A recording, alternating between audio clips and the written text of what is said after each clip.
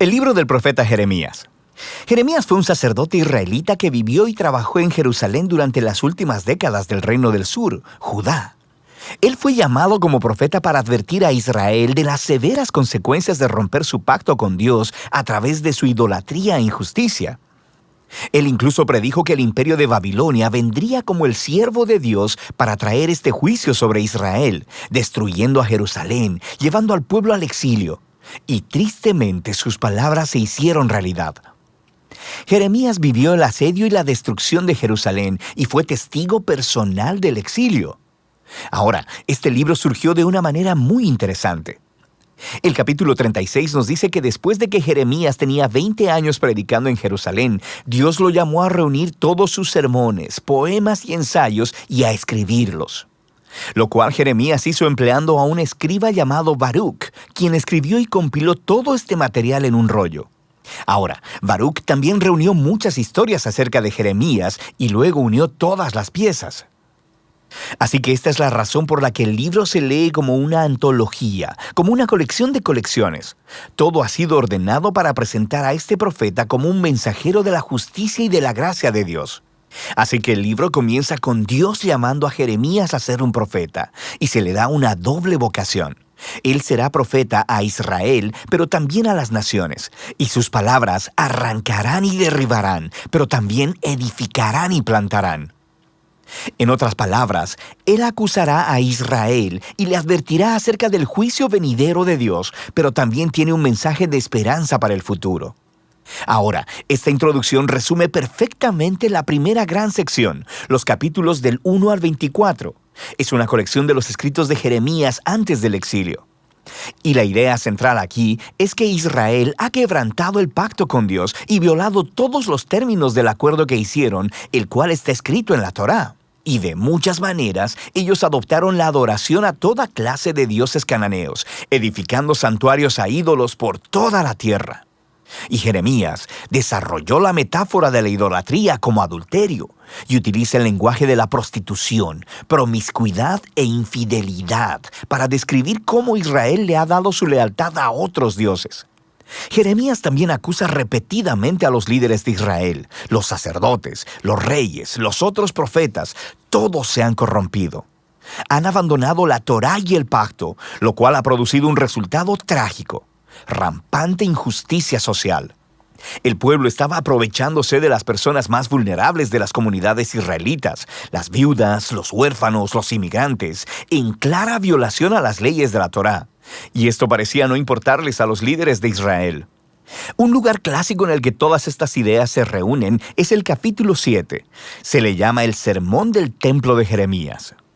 Los israelitas llegan al templo a adorar a su Dios como si todo estuviera bien.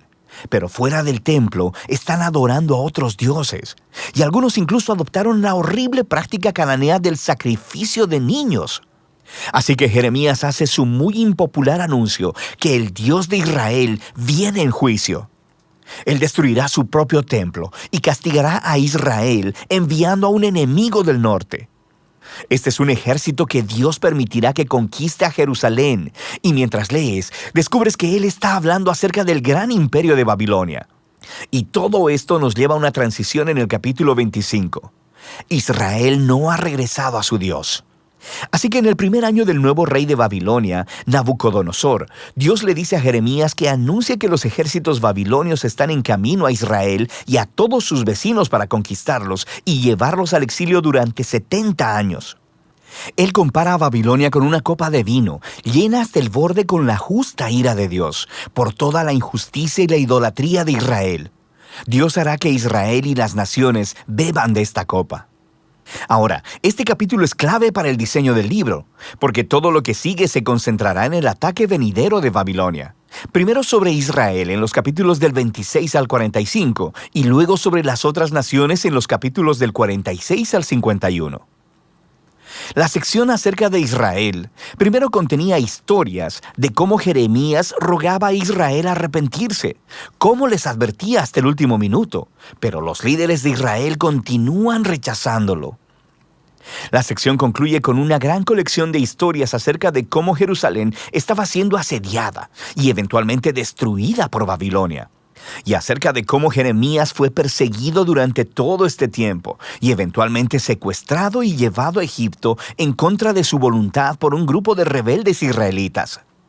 Ahora, justo aquí en el centro, en medio de todas estas oscuras historias de desastre y juicio, tenemos una colección de los mensajes de Jeremías para el futuro de Israel. Él retoma la predicción de Moisés, que después de que Israel hubiera quebrantado el pacto y llevado al exilio, lee Deuteronomio 30, Dios no abandonaría a su pueblo. Más bien, Él renovaría su pacto con ellos y transformaría sus corazones. Jeremías desarrolla esta promesa y dice que Dios un día escribiría las leyes de la Torá, no en piedra, sino en los corazones de su pueblo. Él sanará su rebelión para que ellos puedan un día verdaderamente amarlo y seguirlo completamente. Así que un día Israel regresará de vuelta a la tierra y el Mesías del linaje de David vendrá. Y en ese momento todas las naciones reconocerán al Dios de Israel como el Dios verdadero. Así que estos capítulos están mostrando que a pesar de la apostasía de Israel, Dios no permitirá que el pecado de Israel tenga la última palabra. Más bien, su propia fidelidad traerá el cumplimiento de sus promesas a pesar de todo. Después de esto encontramos una gran colección de poemas acerca de cómo Dios usará a Babilonia para juzgar a las naciones alrededor de Israel. Egipto, Filistea, Moab, Edom, Amón, Damasco, Hazor. Pero luego, sorprendentemente, los poemas más largos se reservan para el final y son acerca del juicio venidero de Dios sobre Babilonia misma. Así que aunque Dios utilizó a esta nación para ejecutar su justicia, Dios no aprueba su violencia e idolatría. Así que Babilonia también estará bajo el estándar de la justicia de Dios. De manera que Jeremías denuncia también el orgullo y la injusticia de esta nación. Ahora, en estos poemas Babilonia es enorme y nos recuerda la imagen de Babilonia atrás en el capítulo 11 de Génesis. Babilonia se ha convertido en la nación rebelde arquetípica. En su glorificación de la prosperidad y la guerra, Dios entregará a esta nación a su propia destrucción. El libro concluye con una historia tomada del final del libro de Segunda de Reyes. Nos cuenta el último ataque de Babilonia sobre Jerusalén, sobre cómo destruyeron los muros de la ciudad, quemaron el templo y llevaron al pueblo al exilio. La historia muestra cómo se cumplieron las advertencias de juicio de Jeremías de los capítulos del 1 al 24. Pero luego, el capítulo termina con una breve historia acerca del rey israelita cautivo, Joaquín, el heredero del linaje de David. Y el rey de Babilonia lo libera de la prisión y le muestra su favor y le invita a comer en la mesa real por el resto de su vida. Y así es como termina el libro. Así que es un pequeño destello de esperanza y nos recuerda las promesas de esperanza de Jeremías en los capítulos 30 al 33. Dios no ha abandonado a su pueblo o la promesa de un rey venidero procedente del linaje de David. Así que, aunque este libro contiene una gran cantidad de advertencia y juicio, las últimas palabras concluyen con una nota de esperanza para el futuro. Y de eso trata el libro de Jeremías.